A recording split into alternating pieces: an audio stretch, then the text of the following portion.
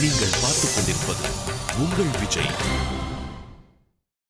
தொல்பொருள் பாதுகாவலர் விருது. இந்த பெரியவர் பெயர் சிதம்பரம். நீங்கள் 2800 வருடங்கள் பழமை வாய்ந்த திருநெல்வேலி ஆதிச்சநல்லூர் புதைமணல் மேட்டிற்கு சென்றிருந்தாலோ இவரை சந்திக்காமல் வர முடியாது. இவர்தான் உங்களுக்கு ஆதிச்சநல்லூர் பற்றிய தகவல்களை சொல்லும் வழிகாட்டியாகவும் செய்தியாளராகவும் வருவார் மகிழ்ச்சியோடு. ஆனால் அதற்காக சிறு சன்மானம் கூட பெற்றுக்கொள்ள மாட்டார். தீவிர கொள்கை பிடிப்புள்ளவர். ஆதிச்சநல்லூர் புதைமணல் மேடு பகுதியில் அகழ்வாராய்வு நூற்றாண்டு காலமாய் வெளிநாட்டவரால் மேற்கொள்ளப்பட்டு வருகிறது. இங்கே புதைந்துள்ள நூற்றுக்கணக்கான தாழிகளிலிருந்து எடுத்து செல்லப்பட்ட பொருட்கள் ஜெர்மனியில் உள்ள பெர்லின் மியூசியத்தில் வைக்கப்பட்டுள்ளது. இன்னும் ஆய்வுக்காக தோண்டப்படாமல் பெரும்பகுதியுள்ள ஆதிச்சநல்லூரின் காவல் பூதம் இந்த பெரியவர். இந்தியாவின் நம் வரலாற்றிற்கு அடையாளமான பல இடங்கள் உடைப்பட்டும் ஆக்கிரமிப்பு செய்யப்பட்டும் வரும் வேளையில் இந்த பெரியவர் பல ஆண்டுகளாக இந்த சுற்றுப்பகுதி மக்களிடையே ஆதிச்சநல்லூர் நாகரிகத்தை பற்றி எடுத்து கூறியும் பேசியும் இது ஒரு பாதுகாக்கப்பட வேண்டிய ஆராய்ச்சி பகுதி என்ற உணர்வை தனி மனிதனாக ஏற்படுத்தியுள்ளார். அதற்கான பிரதிபலன் பாராமல் விவசாயத்தை பின்புலமாக கொண்ட வாழ்வும் தன்னுடைய தீவிர வாசிப்பின் அடையாளமாக இன்னும் பாதுகாத்து வரும் புத்தகங்களும் காலத்தை தாங்கியபடி தோற்றமளிக்கும் அவருடைய பழமையான வீடும் பெரியவர் சிதம்பரமும் தமிழர்களின் ஓர் சரித்திரமாகவே காட்சியளிக்கிறார். தொல்லியல் அடையாளங்களை பாதுகாக்க வேண்டும் என்னும் எண்ணத்தை நம் மனதில் விதைத்த சிதம்பரம் அவர்களுக்கு விருதளிப்பதில் விஜய் டிவி பெரும் மகிழ்ச்சி அடைகிறது.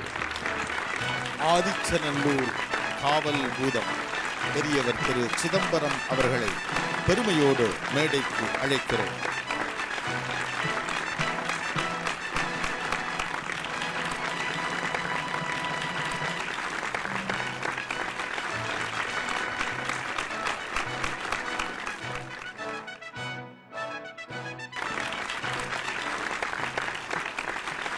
நூற்றி 14 ஏக்கர்.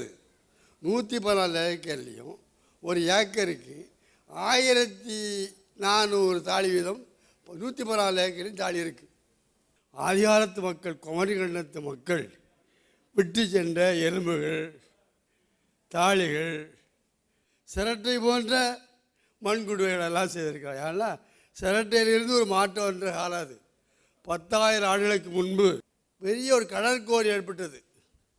அது கன்னியாகுமரி என்ற குமரி கண்டம் கடலில் மூழ்கி விட்டது.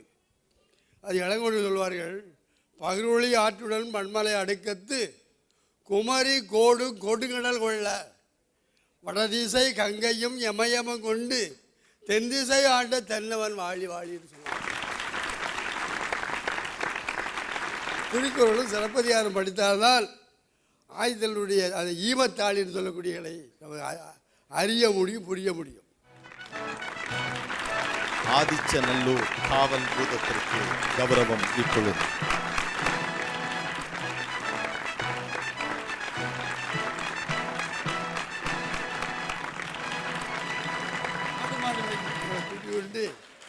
இந்த பெரிய சபையில் நம் பெருமாள் மாடுதான் மேய்ச்ச ரொம்ப காலமாக. ஆனால் எல்லா இலக்கியங்களும் தெரியும், எல்லா புலவரோடும் வாதாடவும் முடியும். இந்து மத நூல்கள், சமண மத நூல்கள், புத்த மத நூல்கள், இஸ்லாமிய நூல்கள், கிறிஸ்தவ நூல்கள், எல்லா நூல்களையும் பெரிய நூல்களையும் வச்சுருக்கிறான். எல்லா பொருளோடு வாதாட முடியும். ஆனால் தொழில் மாடு வைக்கதான். ஏன்னா சாதாரண ஒரு மனிதனை கூட்டி கொண்டு இந்த பெரிய அவையில் வச்சு எனக்கு இந்த பெரிய சரக்கு வச்சு இந்த விஜேபி வச்சு என்னுடைய வாழ்நாள் முழுவதும் நான் இறக்கி வரை என்னுடைய நன்றிகளை மறக்க மாட்டேன். ரொம்ப நன்றியா. உங்களுக்கு இந்த விருதை கொடுத்தது விஜய் டிவி ரொம்ப பெருமைப்படுது. தேங்க்யூ. Thank you, thanks lot. அடுத்ததாக நான் இந்த மேடைக்கு அழைக்க இருப்பவர் ரொம்ப முக்கியமான ஒருத்தர். அவர் ஒரு கர்நாடக இசையில் வளர்ந்தவர், மிகவும் பிரபலமானவர். டி.எம். கிருஷ்ணா அவர்களை மேடைக்கு அன்போடு அழைக்கிறோம்.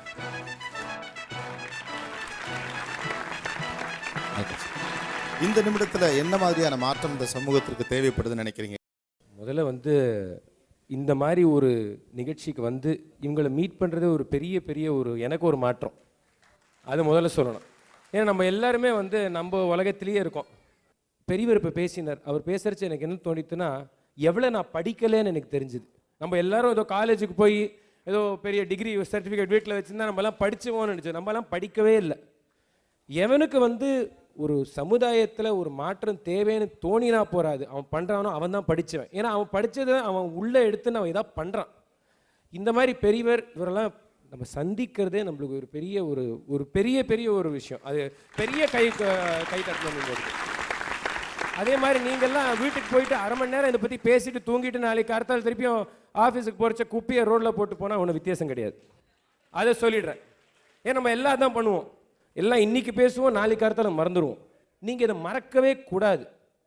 அதனால் நம்ம வந்து இவங்ககிட்டேருந்து கற்றுக்கணும்.